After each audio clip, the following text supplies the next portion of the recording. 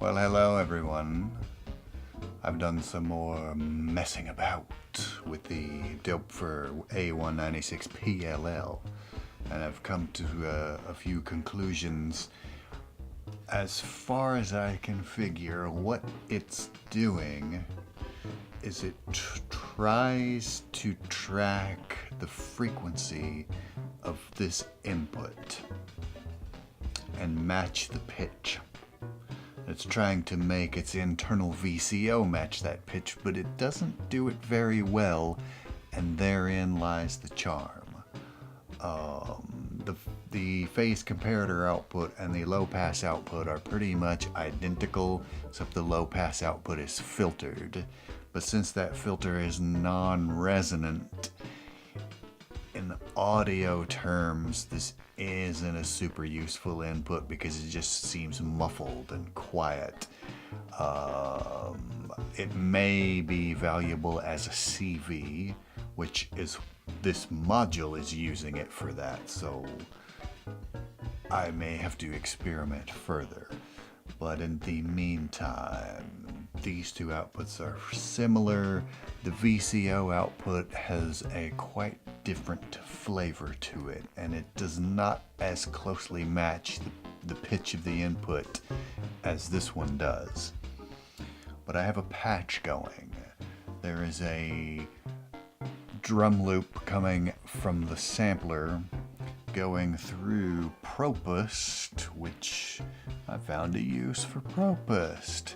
The cymbals in this sample, the cymbals are really bright and really hot. They were just popping out of the mix, and I used Propust to just cut the high frequencies a little bit. This is a passive fixed filter array. You've got 3 different flavors of low pass, high pass, and band pass available, depending on how you patch it. So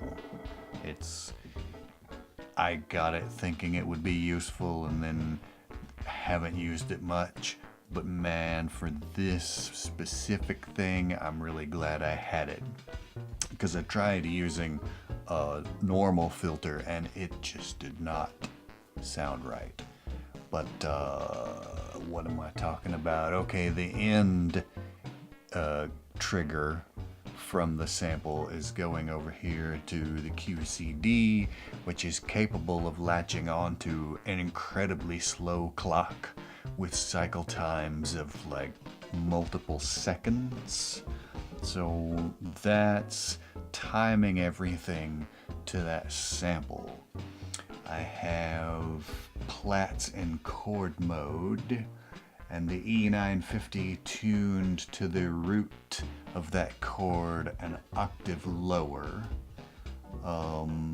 The auxiliary output from Platts, i.e. the root note, is going into the input of the PLL. Gates from branches here are triggering the VCAs for the E950 and the PLL voice, and I think that's about it. Oh, the pitch is all being controlled by Tonic, receiving gates from Dresno, and what else? Oh yes, it's all going through from mixology to the microburst. Some parameters being controlled by vector space, which is getting 2 LFOs, and the output from function. And function is being triggered every 16 beats from this clock divider. And the end of rise gate is latching the freeze on the microburst. So I get that freeze effect at regular intervals, but it does not hold for the entire duration of the clock division gate, because function's fall time is set to be shorter than that.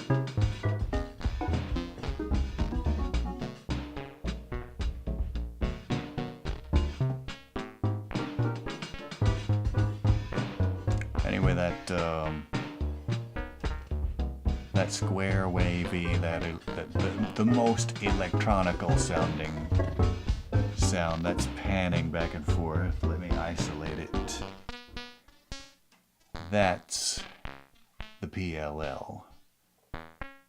I know, yes, microburst I have tuned up slightly so that the echoes are a higher pitch, which gives me a little more chord richness in the mix there. Let me get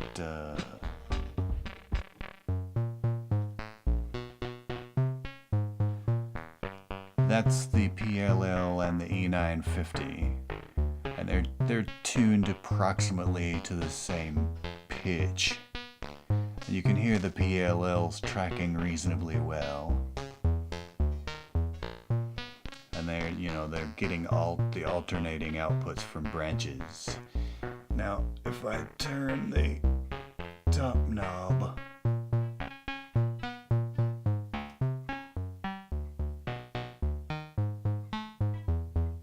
it gets, harmonically richer. I don't know if I'd call it smoother, but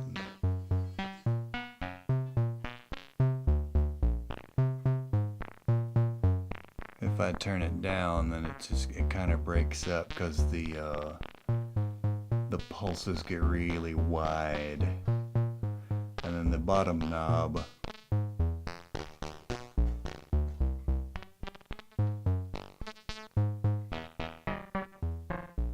it has more difficulty tracking when I turn this up.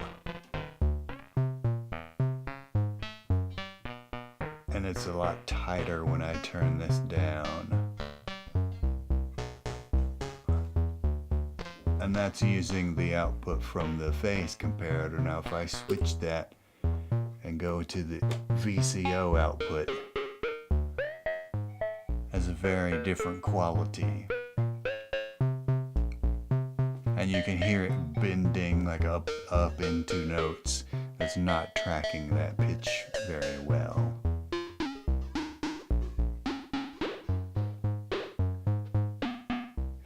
Turning the top knob down just makes it sloppier and more wobbly.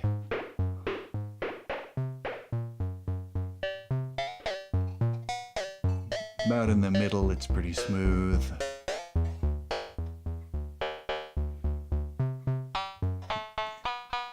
And it gets kind of, I don't know what that would be. It's almost like a synced VCO. Very Atari-like. And with this knob down, again, it tracks. It's a lot tighter. And as I turn this up,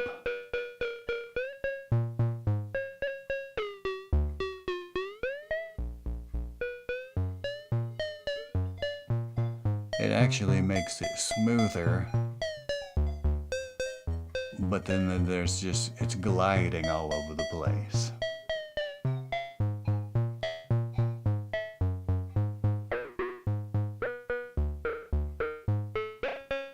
Let's go back to the comparator output.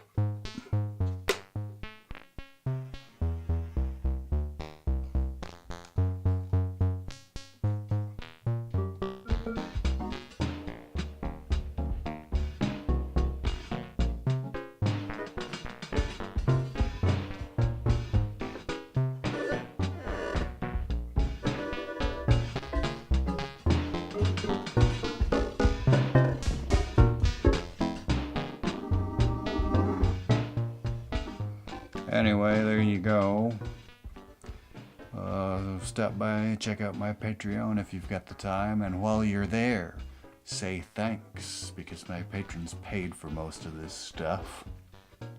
I also have a Bandcamp where the things that I thought turned out really well will wind up there in a really nice uncompressed WAV file format. So I encourage you to go listen to some stuff. And in the meantime, thanks for watching, and I'll catch you later.